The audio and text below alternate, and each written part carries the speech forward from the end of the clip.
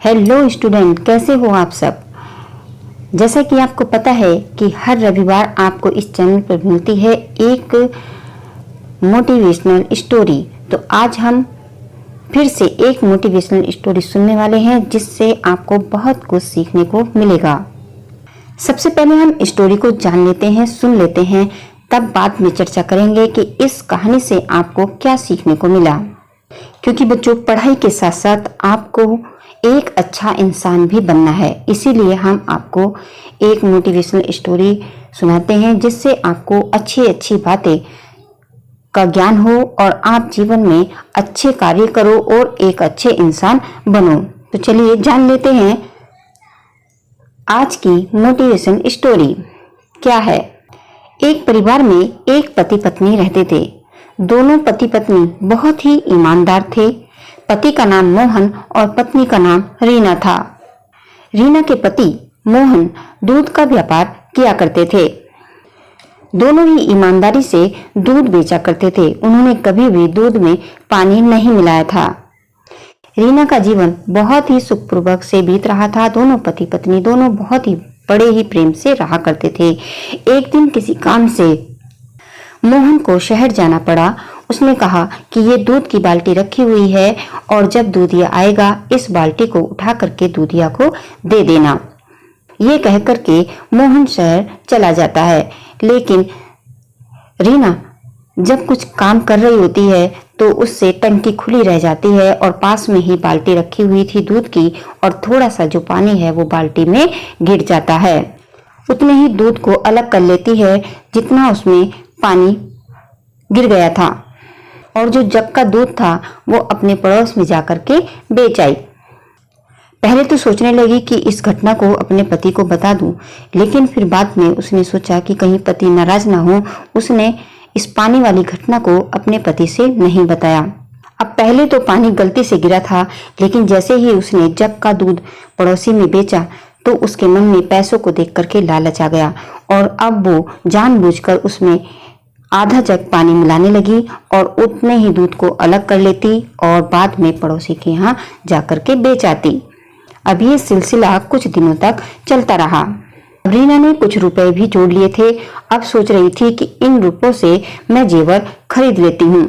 रीना बाजार जाती है और पायल खरीदने का इरादा कर लेती है, लेकिन जो पायल की कीमत थी वो 10,000 रुपये थी, लेकिन रीना के पास अभी 5,000 रुपये ही जुड़े थे। रीना ने सोचा कि कुछ पैसे मैं अपने पति से ले लूंगी और ये पायल खरीद लूंगी। इस प्रकार रीना ने 5,000 रुपये अपने पति से लिए और 5,000 अपने जो पानी बेचकर मिला कर जो दूध बेचा था वो लिए और जाकर के बाजार से पायल खरीद कर ले आती है। एक दिन रीना अपने पति से कहने लगी कि मुझे माँ के पास जाने का बहुत मन हो रहा है, आप मुझे माँ के पास भेज दें। पति भी बहुत अच्छे थे। वो अपनी पत्नी की भावना को समझ गए कि इसका मन अपनी माँ से मिलने को कर रहा है। उन्होंने भी हाँ कर दी। अब रीना अपनी माँ के पास जाने की तैयारी करने लगी। अपने जेवर को उठाकर देखने लगी और कहने लगी कि मैं इन्हें पहन करके अपने मायके जाऊंगी, और सोचने लगी जो पायल मैंने खरीदी है उस पायल को भी जरूर माँ को दिखाऊंगी। रीना पूरी तरह से तैयार हो जाती है अपनी माँ के पास जाने के लिए, लेकिन जो उसका गांव था वो ऐसी जगह पर था जहां पर बीच में एक नदी पड़ती थी और उस नदी को पार करके ही जाना था। कोई भी उसको पार करने के लिए कोई भी साधन नहीं था। रीना ने हिम्मत जुटाई और नदी को पार कर गई, लेकिन जैसे ही नदी के पार जाती है वह सोचने लगी इतनी सुंदर पायल मैं अपनी माँ को जरूर दिखाऊंगी, और वो देखने के लिए अपने पैरों की तरफ देखती है तो हैरान रह जाती है कि उसके पैर में एक पायल थे ही नहीं।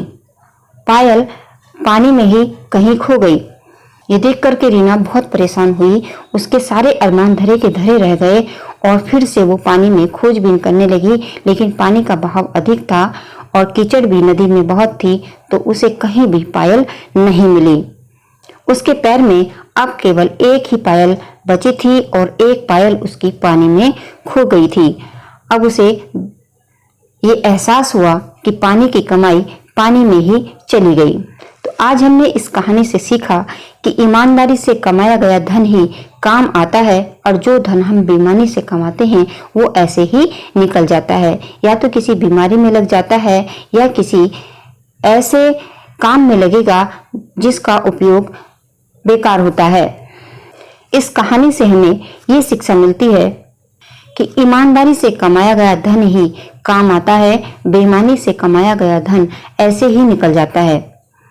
क्योंकि रीना की पायल की कीमत 10,000 रुपये थी, जो 5,000 रुपये उसने अपने पति से लिए थे वो उसके ईमानदारी के थे, इसलिए उसके पैर में एक पायल बची और एक पायल जो थी वो भी 5,000 रुपये की थी और वो उसके बेईमानी से कमाए गए धन से ली गई थी, इसलिए वो पानी में निकल गई। और इससे आपको ये कहानी कैसी लगी, आपने इससे क्या सीखा, कमेंट बॉक्स में जरूर बताएं। और अगर आपको ये कहानी पसंद आई हो तो वीडियो को लाइक करें और अपने मित्रों के साथ शेयर करें।